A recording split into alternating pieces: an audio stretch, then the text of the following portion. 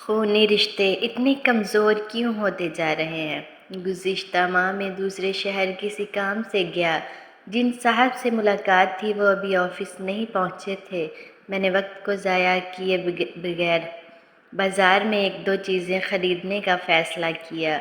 جمعے کا دن تھا، ایک طرف جمعہ بازار لگا ہوا تھا۔ میں نے بائیک سٹینڈ پر لگائی، پرچی لی اور یوں ہی گھومنے نکل پڑا۔ دراصل مجھے برساتی کی تلاش تھی۔ چلتے چلتے جب میں نے چوڑیوں والے اسٹال پر پہنچا تو مجھے ایک شخص جانا پہچانا دکھائی دیا۔ میں نے زیادہ غور نہیں کیا کیونکہ خواتین اس اسٹال کو گھیرے ہوئے تھیں۔ میں آگے گزر گیا۔ چکر لگا کر جب واپس آیا تو اسٹال پر خواتین موجود نہیں تھیں۔ اسٹال والا بھائی صاحب دوسری طرف منہ کر کے واٹر کولر میں پانی پی رہا تھا۔ میں نے غور کیا تو ان کی گردن پر زخم نشان سے مجھے پکا یقین ہو گیا کہ شفقت چاچا ہیں۔ میں نے آواز دی، انکل چوڑیوں کا یہ سیٹ کتنے کا ہے؟ میری آواز سن کر وہ صاحب پلٹے اور مجھے دیکھ کر دم خود ہو کر رہ گئے۔ پانی کا گلاس نیچے رکھا اور رانا صاحب آپ کہہ کر آگے بڑھے اور مجھے گلے لگا لیا۔ پھر میرا ہاتھ پکڑ کر اسٹال کے پیچھے پڑے بینچ پر بٹھایا اور حال احوال پوچھنے لگے۔ میں حیران و پریشان تھا۔ شفقت صاحب کسی دور میں ہمارے محلے دار رہے تھے۔ بڑی خوشحال قسم کی فیملی تھی۔ اب یہاں سخت گرمی میں یوں سرے بازار، وہ بھی چوڑیوں کا اسٹال۔ کچھ بات سمجھ نہیں آ رہی تھی۔ وہ مجھ سے سوال کیے جا رہے تھے، میں ان کے ماضی میں کھویا ہوا ہاں ہاں کہے جا رہا تھا۔ میں نے ان کا ہاتھ پکڑا اور کہا، شفقت چاچا ساری باتیں بعد میں، پہلے یہ بتائیں ایسی ابتر حالت کیوں کر ہے؟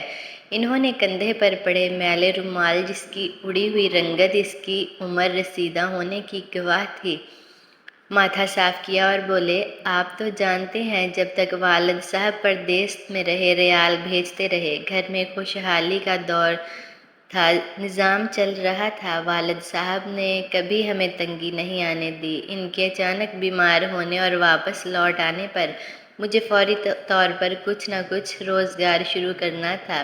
ابا جی نے جمع پونجی میرے حوالے کی۔ میں نے ایک دوست کے ذریعے پراپرٹی کا کام شروع کیا۔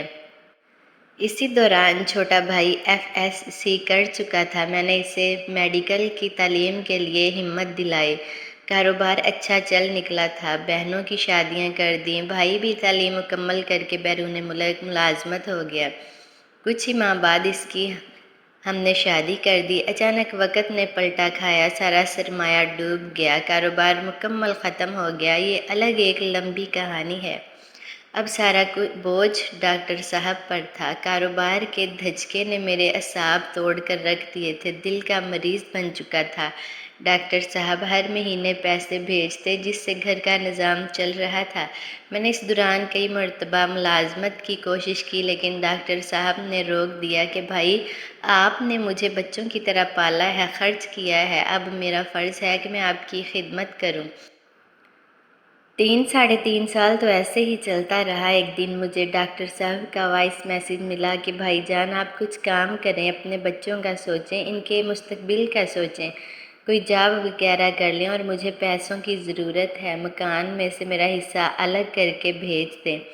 میں یہ سن کر بہت حیران رہ گیا۔ قصہ مختصر، عمر زائد ہونے کی وجہ سے کہیں بھی ملازمت نہ ملی، 1-2 جگہ سیکیورٹی گارڈ کی نوکری ملی۔ آج یہ اسٹال لگاتا ہوں۔ ویسے ادھر گنبد بازار میں ایک شیخ صاحب کی کپڑے کی دکان ہے، بہت اچھے ہیں، انہوں نے مجھے دکان کے سامنے اسٹال لگانے کی اجازت دی ہوئی ہے۔ الحمدللہ گزر بسر ہو رہا ہے۔ ایک ہی بیٹا ہے، وہ پڑھ رہا ہے، 18 اسکیل کا آفیسر ہے، سرکاری گاڑی بنگلہ سب کچھ ہے ماشاءاللہ۔ اب وہ مجھے ہر روز کہتا ہے آپ ریسٹ کرو، کام نہ کرو، لیکن رانا صاحب زندگی کے سبقوں کو ایک بار ہی یاد کر لینا بہتر ہے۔ بھائی کے ہاتھوں ملے دکھ نے ایک سبق دے دیا، جب تک چل سکتا ہوں اپنے ہاتھ سے کما کر کھاؤں گا، کسی پر بوجھ نہیں بنوں گا، کسی کا احسان نہیں لوں گا۔ انہوں نے قصہ زیست سنا کر آنکھیں صاف کیں۔ میں انہیں دوبارہ گلے ملا اور بہت سے سبق دامن میں چھپائے لوٹ آیا۔ احباب گرامی، جب بھی یہ واقعہ یاد آتا ہے تو میں سوچتا ہوں کہ خونی رشتے اتنے کمزور کیوں ہوتے جا رہے ہیں۔ خون کیوں سفید ہوتے جا رہے ہیں؟ رشتے غرض مطلب لالچ ہوس اور بے حسی کی بھیڑ کیوں چڑھتے جا رہے ہیں؟ مجھے کچھ سجھائی نہیں دیتا۔ شاید یہ قربِ قیامت کی نشانی ہے، شاید